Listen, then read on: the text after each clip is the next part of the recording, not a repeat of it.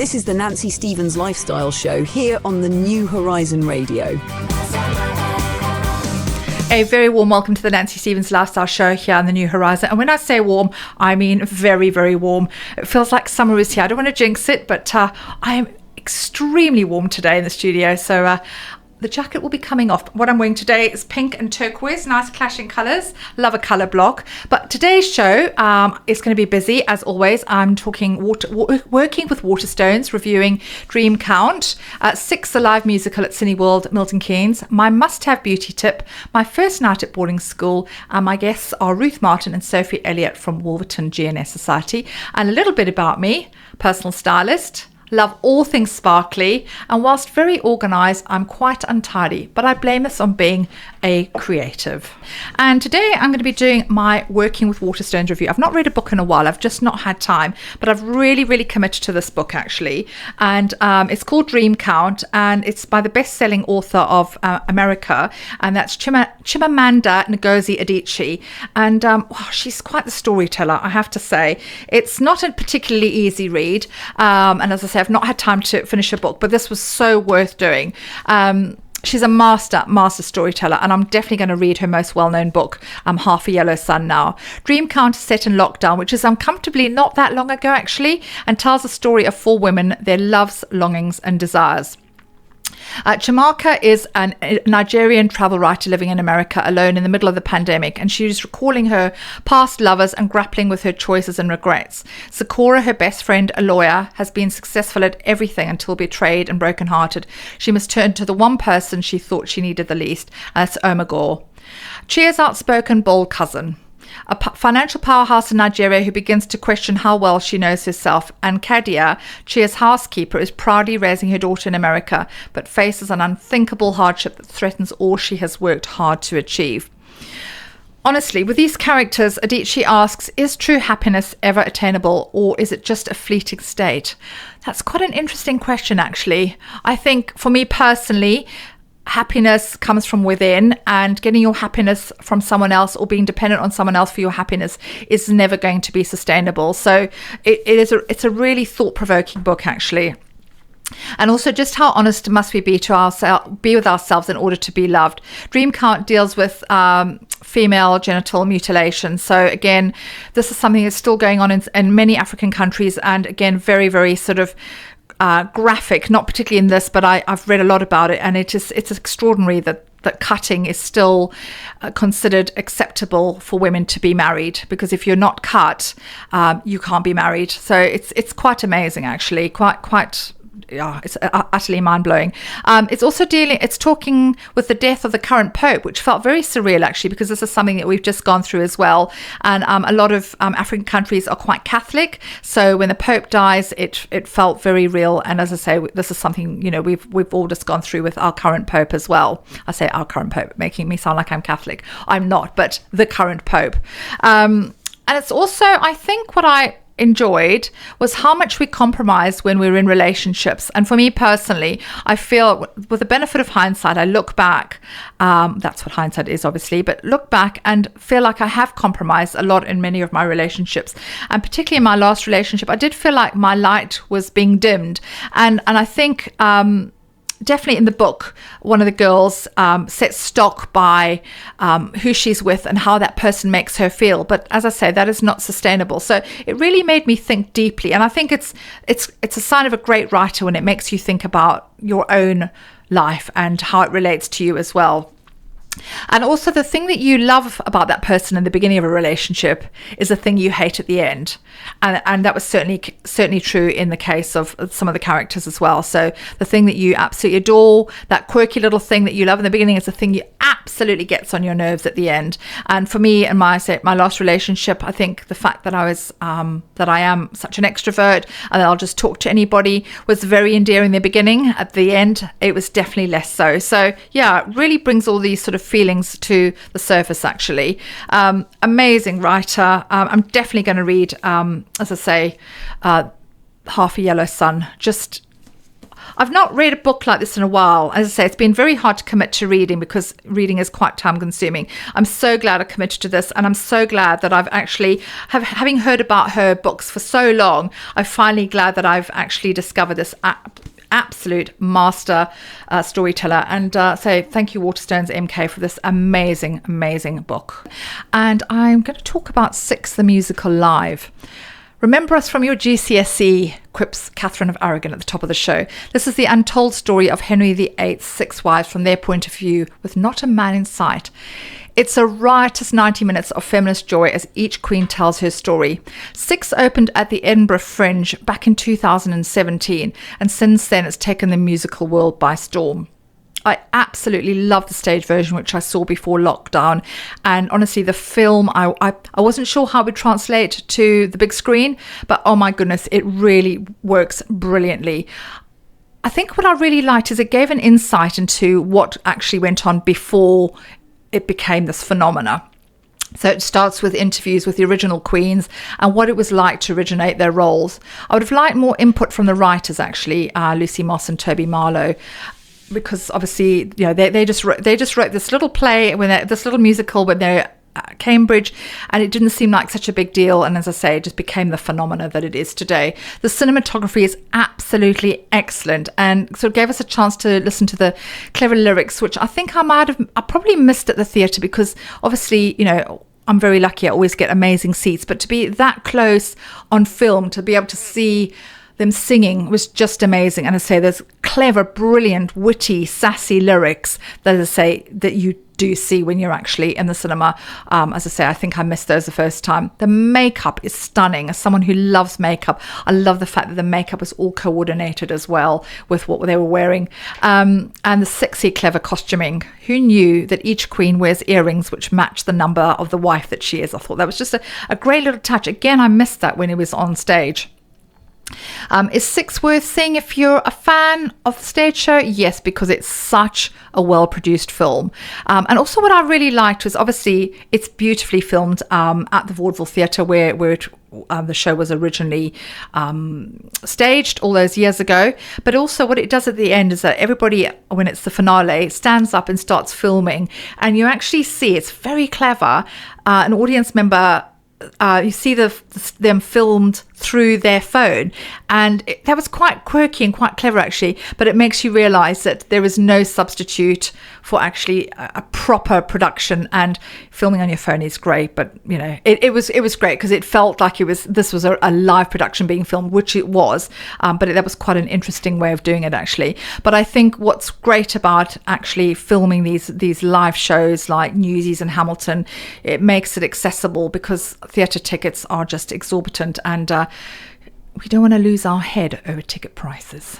Welcome back to the Nancy Stevens Lifestyle Show here on the New Horizon. And I've never done a beauty hack or tip before, but I have an item in my linen cupboard which is more useful than any expensive cream. My producer Chris is looking at me quizzically thinking, what am I going to produce?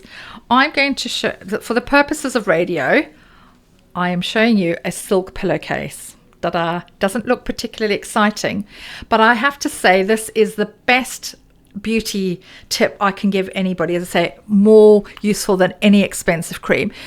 So the reason it works really, really well is obviously because you don't get creases on your face. If you've got frizzy or curly hair like mine, you don't get any of that kind of bedhead as well. They can keep you cool and dry. So if you're menopausal, they're an absolute dream. So even though I'm a complete bedding princess, I only sleep with an Egyptian cotton 400 count from John Lewis. So, you know, I have to have the best linen only because I get so damn hot at night. But as I say, this little pillowcase is amazing. And if you can't afford silk, you can get satin. It's not quite as good, but it really does do the job. But as I say, if you're not kind of convinced, it also makes there's less bacteria, less dust mites as well. But as I say, it's all those kind of creases. I don't know if you've ever woken up and had a crease on your cheek, and it takes ages to sort of iron out as well. And particularly when you get to a certain age, you know, you definitely need to sort of think about this. But it definitely does reduce fine lines, and as I say, definitely frizzy hair. So I absolutely would recommend that. Say if you can't afford silk, satin will do just as well, but it does keep you nice and cool. And who wants to wake up with a crease on their face? I absolutely swear by this. I'm Nancy Stevens, and I'm going to continue my life in Africa. I think we're on part 4 now, actually. So last week I talked about traveling to boarding school, for those of you who weren't able to listen, and how I got there. But when I arrived at boarding school, which is literally in the middle of the African bush, it felt like a completely alien world. And the big part of the sort of school wasn't just academic, it is survival and adaptation in a country where news from the front lines was never really far away. But the first night, oh my goodness, the first night at boarding school, I was engulfed with this massive wave of homesickness. I can't describe it, but I didn't want to be a crybaby. And everybody else was sleeping. And I thought, well, I can't sleep, so why should anybody else? So I literally made a noise like a mosquito all night long. I buzzed like a mosquito all night. So literally, can you imagine this? Zzz, all night. And people were actually saying, Nancy, will you stop it? And I don't know what it was, but I just carried on. And I don't know whether it was because I was just feeling so desperately homesick. I just wanted some attention. I maybe needed a cuddle, but I was in my little bed with my mosquito net over it because, mosquitoes obviously cause malaria and people die from malaria in African countries. So, mozzies are a very real threat. But I say this mosquito noise went on and on and on. And I think eventually someone threw a pillow at me. My whole mosquito net came down and that silenced me for the night. But it was awkward the next day, and I don't know why I thought that was the right thing to do, but I was 10 years old, for goodness sake. I'd just been sent away from home, and I was in this really strange alien environment. But I did apologize, I think, to my dorm mates and just said, I will promise to behave the next night, and I did, and forged some amazing friendships. But I did think, I've got 3 years at the school. Making mosquito noises all night is probably not the way to make friends, actually. But the bush war was something I learned to navigate in its own way, and there were whispers all the time about skirmishes in nearby villages, and sometimes soldiers would arrive at the school, and the school got sort of placed on alert. And I remember sort of huddling in the classrooms, pretending to study while trying to ignore the sort of rising tension outside. Also had sandbags placed outside our dormitory doors, and to be honest with you, a terrorist attack was probably more likely than a snake bite, and that probability was quite high. So next week I'm going to talk about why I was sent away so young and getting lost on cross country. And coming up in the next hour, I'm going to be talking to Sophie, Elliott and Ruth Martin from Wolverton G&S Society. Welcome, ladies. Thank you. Very excited to have you on my show. Sophie has a passion for singing and is performing the role of Lady Ella in the production of Patience, and Ruth Martin plays one of the lovesick maidens of the chorus. Ruth has been singing Wolverton G&S for over 20 years and also co-leads 2 Singing for the Brain group in Milton Keynes, run by the Alzheimer's Society. Busy. Yeah.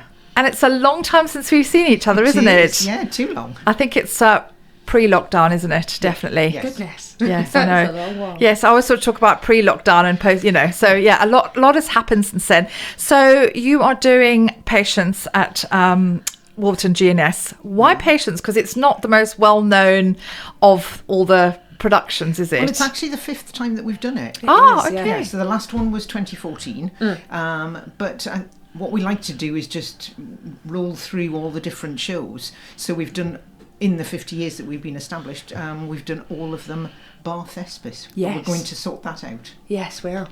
Okay, but tell us about the history, because history of the society, because it's 50 years this year, isn't it? Which is really exciting. It is. So it's very much Wolverton based, established by Arnold Jones, who used to be the conductor of the orchestra, and he just contacted a friend, Fred Cornford, who was at the Wolverton Works, and said, I've got this idea, would like to set up a group.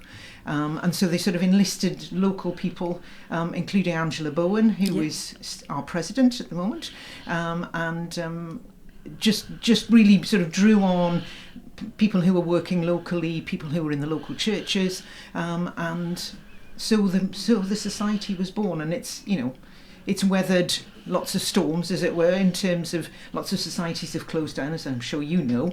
In Milton Keynes, it's quite tough to run and perform shows. It's quite an expensive process, but we've managed to pull it together and still going strong. And the show will go on. Indeed. So the thing with production, and I've done many productions myself, you don't see how much work goes in. We just as punters or viewers or whatever, customers, whatever you want to call us, we just turn up and we watch the show. People who have never been involved in production have no idea just how much work goes into it. And I know everybody wants to be on stage because that's the dream, isn't it? But it's the people behind the scenes who, it's production, it's lighting, it's front of house, it's costume, all that sort of thing. How do you get people to do that as well as the acting? Because obviously that's it's the less glamorous side, isn't it? And you're not necessarily getting all the glory. It's quite a big feat. So obviously we kind of try and open auditions, and obviously that's with performing, and we have a very good team at Stantonbury Theatre. Obviously we have Martin, he's very good with lighting and sound, so he's very helpful, but having people do the show and do the background is quite an interesting task. My mum specifically does the costume side of things, but obviously is also playing a main character, and she helps our producer with a lot of bits and pieces. We have a lot of people in the background, don't we? Yeah. And I think it's a way of, some people don't want to be on stage anymore, but it's a way that they can sort of contribute. So with costumes, we've got people who are very handy with the needle, who will help just to make your costume that much nicer, by just tightening it up here and there. We're ordering them from a company, but they never quite fit exactly. But there's people who are so creative and just add a little bit of lace here and a little tuck there, and it just makes you feel really great on stage as a consequence. Feels very good. Absolutely. And as someone who's in fashion, I know it's all about the fit. So if you feel great in your costume, and that's you're halfway there, sort of assuming the character. So as you say, it's about being sort of pulled in and making sure that you are looking your best, because it is nerve-wracking. No matter how confident a performer you are, everybody has first night nerves, and if you stop having those nerves, it means you don't care. So absolutely. How are you both feeling nerves wise? How are you feeling, Sophie? I guess I'm a little bit more nervous. Obviously my part is slightly smaller than others, but it's my first kind of big named role, so it's quite exciting, but nerve-wracking at the same time. Obviously, even sometimes in rehearsals, it's a bit like, oh no, I got this wrong, oh but actually I got this right, and it's like you get that positive feel about it. And I think also as performers, remember the audience don't know the lines unless they've been it themselves. If you mess up, unless it's spectacularly badly, nobody's going to know, and it's about having the chutzpah just to carry on like nothing's happened, because it's the audience don't know. And that's the difficult bit, isn't it? Just say, well, okay, I messed up my lines, but loud nobody and knows. Proud confidence is key. Yes. Yeah, absolutely. Yeah.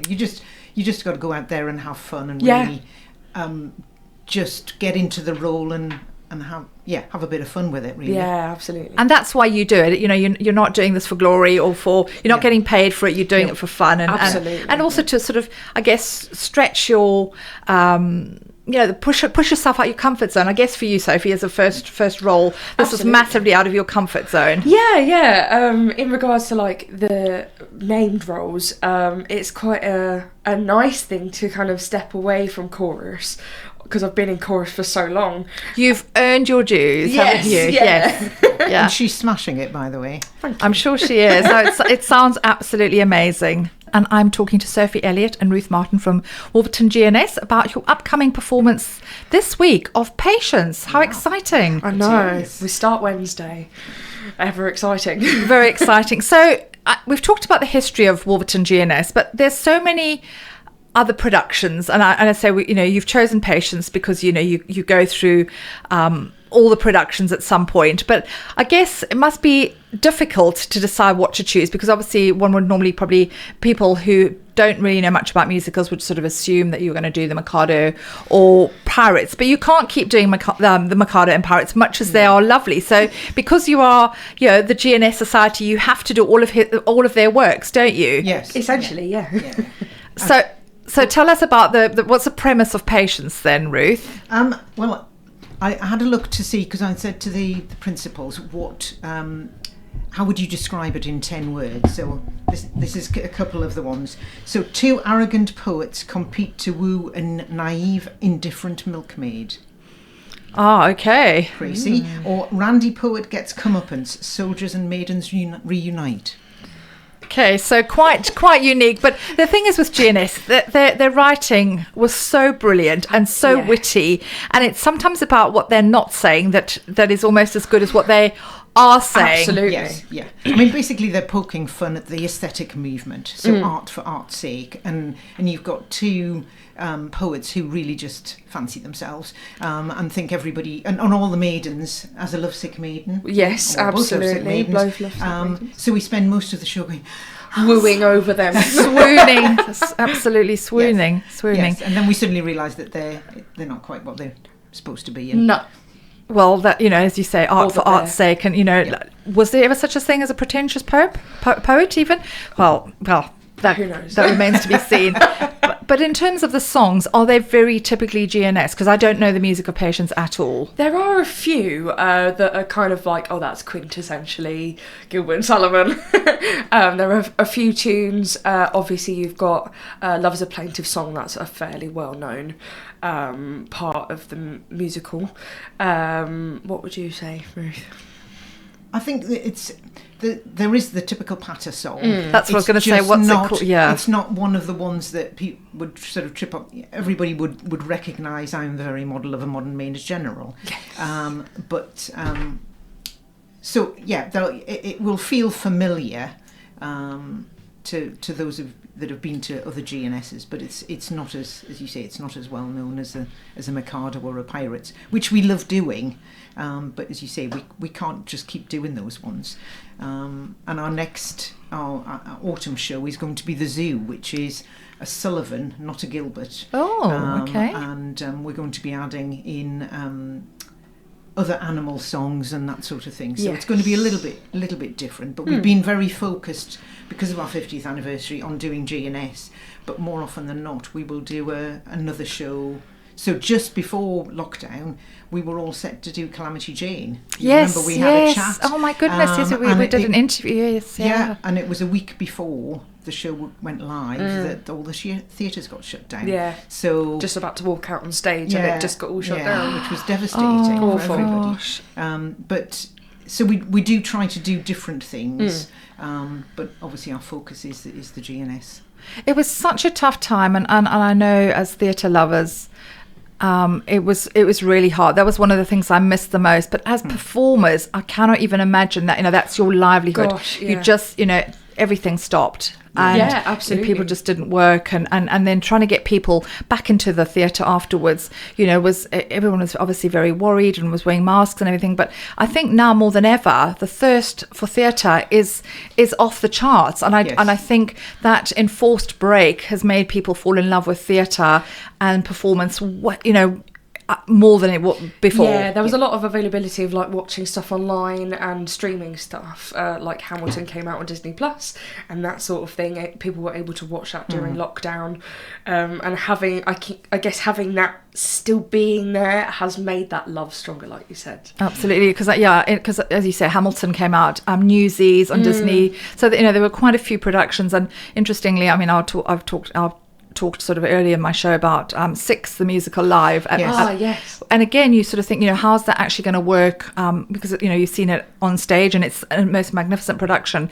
How is it going to be filmed? But actually it worked really, really well, because the bits that you miss when you're on stage, on screen with the cinematography, you can get everything. And all the lyrics that you might have missed, or the, you know, the beautiful makeup and the costume stuff. So I think there's a place for both. But as you say, during lockdown, we were addicted to our screens, and that was our only sort of connection with the outside world. Absolutely, yeah. It was a nice little escape, I guess. But yeah, like that walking back into theatre I think has made a difference, even for amateur. Everyone's just really enjoying it, which is lovely. Yeah, we're never going to take that for granted again, are we? No. And I wanted to talk about the audition process and finding new members to keep it fresh. You're having that new blood, otherwise it gets a bit stale. What's the audition process like, Ruth? Well, if you want to be in the chorus, you don't have to audition. So you can just come along. If you've got a love of singing, just come along and join us and see what you think. For a principal role, then we have open auditions these days. So everybody comes along, and you really get a good flavour of people's skills and talents, but I think it's also nice for them to play to an audience rather than just the audition panel. So the roles are open to everybody, and quite often we'll jiggle them around. So Yes. you don't necessarily have to. So Wellington Wells doesn't necessarily have to be a man. Where it's Appropriate. So there's some gender swapping, is there? Yes. Yes. At some points, yeah, we've had a few. I mean, this In the style show of is- panto, really. Yeah, kind of. Yeah, but it's very much down to the director what sort of style that they'd like to have. Patience is being done fairly trad, but we have done all sorts of weird and wonderful things in the past, and it's great fun as a performer because you get a different flavour, particularly people who've done the shows before. It's really nice to do something different. It needs to make sense for us, and it is also for the audience. But it's nice to move it around. But Sophie, you've been through the audition. I process, have, haven't you? yeah. So like Ruth said, obviously it's kind of like it's complete open audition, so you obviously get an audience instead of just the panel, and it feels a lot less pressured, which is quite nice. And obviously in certain numbers you get the chorus singing alongside you, and it kind of lets you feel the way it's gonna happen if you get that part. So it's quite a nice process. Obviously absolutely still massively nerve-wracking. You still walk out and go, oh my god, I'm not gonna do this. So it's still quite nerve-wracking, but it's a really good experience, and it lets you audition for multiple parts, because like Ruth said, obviously it's up to the director on what they want to hear from a certain part. So it's a really nice, easy process in a sense. I like the sound of that, actually, because the audition process is what, I mean, I don't do AMDO anymore, basically because I'm rubbish at acting, but also, but primarily because I hate the audition process. I find it so utterly nerve-wracking. I'm actually almost physically sick, the dry retching. No, seriously. Awful. And it's so weird because people say, well, you do live radio, you do public speaking. But for me, that's very different because I'm myself. I'm more comfortable being me. Adopting a persona or a character, I find that different. And usually I find that more difficult. Whereas I know with actors, a lot of actors are naturally quite shy, but it's a chance to go on stage and be somebody else that's why it works for them. But yeah, I mean, it sounds like a great audition process, actually, as you say, and that makes such sense. You sort of think, why don't more people do it like that? Because I've been to auditions and it's just been the panel and it's utterly terrifying, and they're just sitting there stony faced and you're like, oh my god, I don't know what they're thinking. But as you say, having the audience there, you've got that kind of that vibe and that willingness to want you to succeed, but also having the chorus there, that's what it's going to be like. So that makes perfect sense. I know in a big West End show you wouldn't be able to do that because of the money and time and everything, but I think that's such a lovely thing for a local production to make it so inclusive. That feels really special. It's very good. But if anyone's sitting at home listening and thinking, well, I'd quite like to give that a go, we just encourage them to come along, absolutely, and just sing with us, see what you think. And if singing's not for you, as we were talking earlier, backstage, we're always needing somebody to do props or help with changing the scenery and between acts and all of those sorts of things.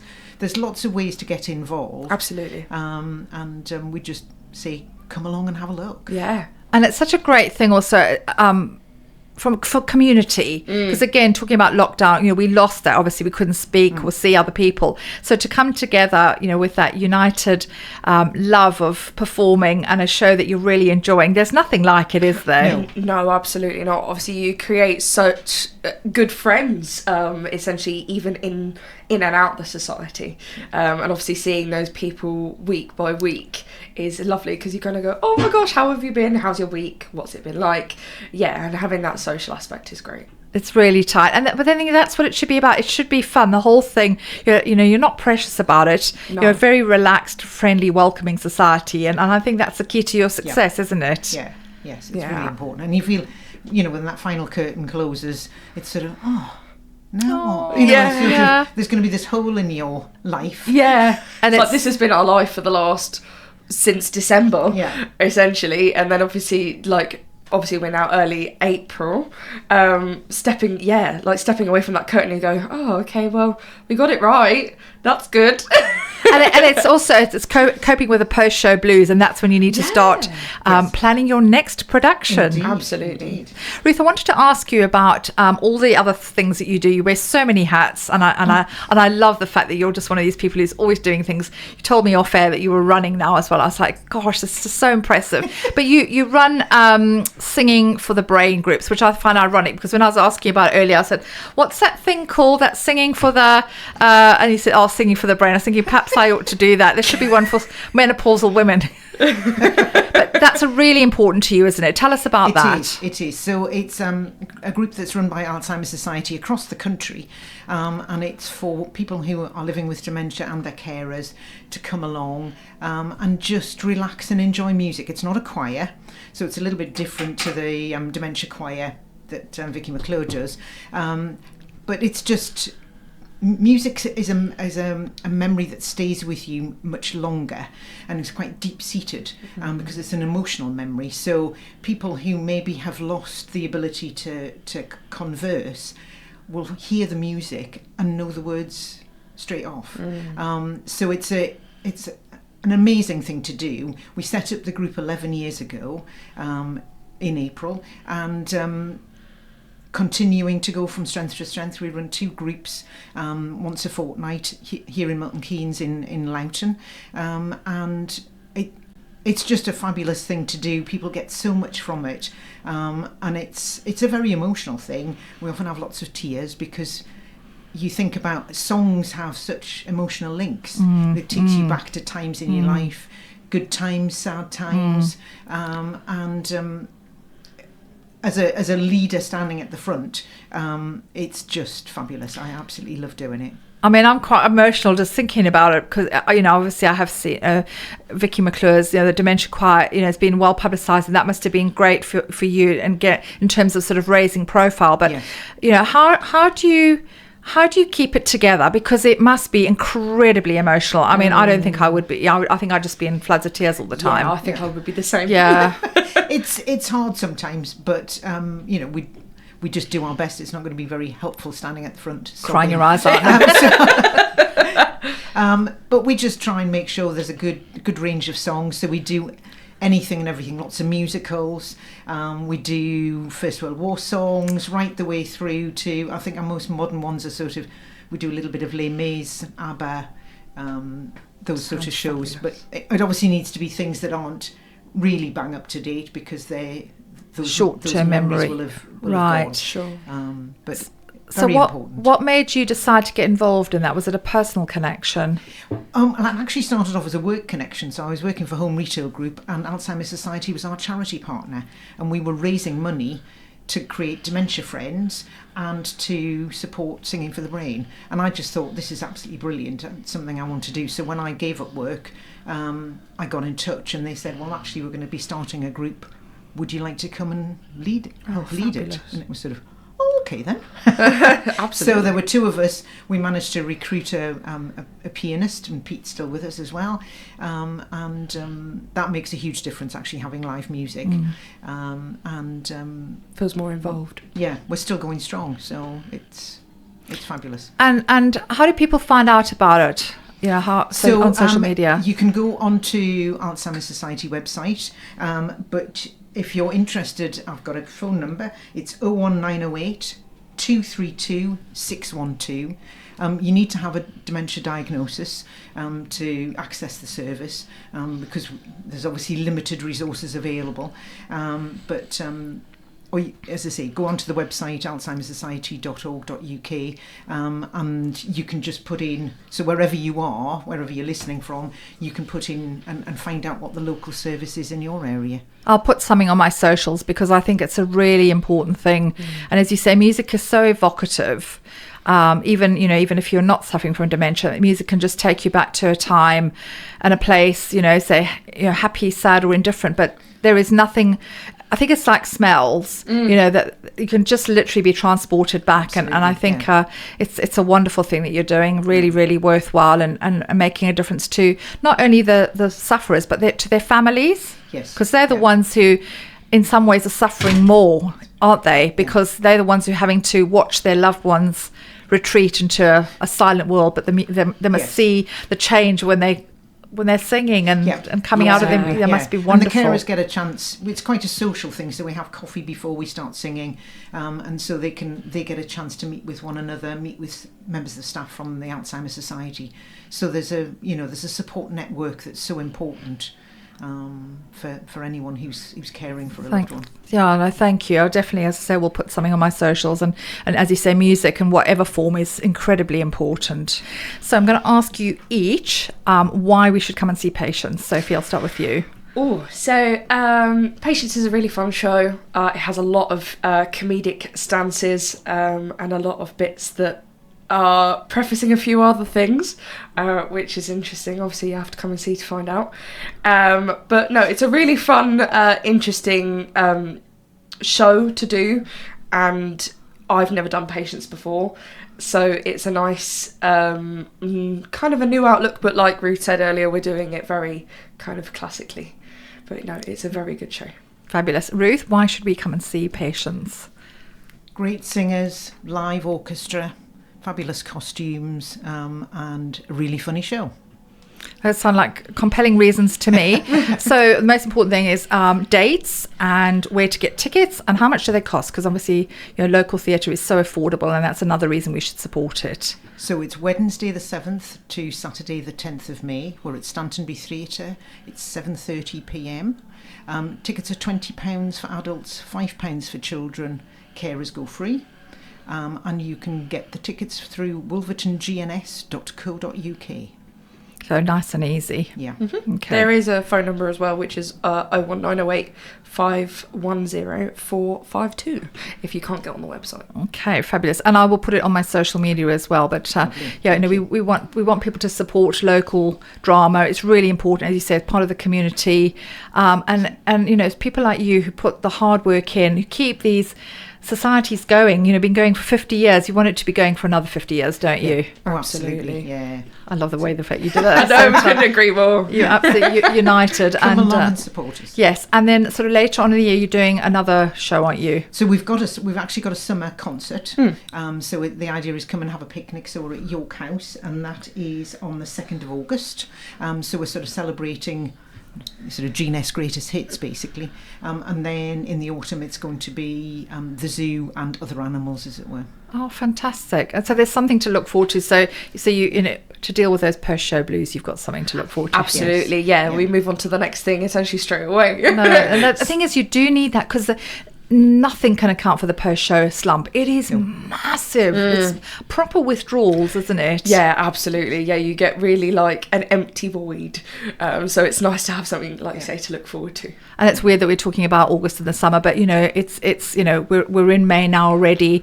The weather is, touch wood, is improving. Let's hope that we've got sort of May to August. We've got some lovely weather, and it definitely wants to make think about going out and having picnics as well. Definitely, yeah, absolutely. And York House is such a lovely location. It is, and who doesn't love a picnic as well? Oh, of course. Yeah. But no, I wish you well with the production. Both of you break a leg, Thank and we'll have you back on to talk about the next exciting instalment in Wolverton G&S. But it's wonderful, and we're really happy to support. So thank you for being such great guests. Thank you for having us. And next week, I'm going to be talking to Taylor Kenyon and Alex J.C. Forney from The Plays The Thing, talking about their upcoming production of A Taste of Honey. If you'd like to be a guest on my show, you can message me at _NancyMK_ on Instagram. I'd love to hear from you. I would welcome any interesting guests, anything that you want to talk about. If you've got a show, or you're a creative in any way, shape or form, you've written a book, would love to hear from you. People like you guys make my show possible, because I have such amazing guests every week. So thank you for making it possible. And as I say, break a leg. I'm Nancy Stevens. This is the Nancy Stevens Lifestyle Show. Have an amazing week.